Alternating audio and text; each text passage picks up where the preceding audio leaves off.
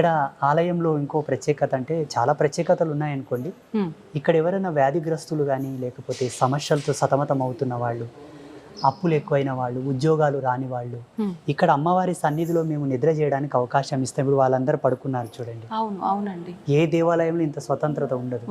ఇక్కడ ఒక నిద్ర చేసి అమ్మ దర్శనం చేసుకొని పోతే వాళ్ళు విముక్తి పొందుతారు చాలా మంది.